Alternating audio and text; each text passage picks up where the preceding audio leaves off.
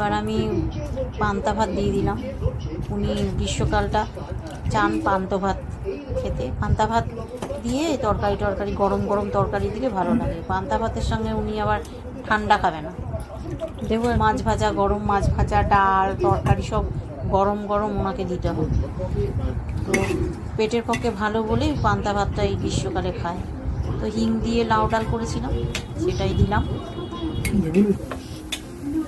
তো ফাটিনি, দেখো তো দেওয়ার দরকার আছে লেবু, হিঙের গন্ধ আছে।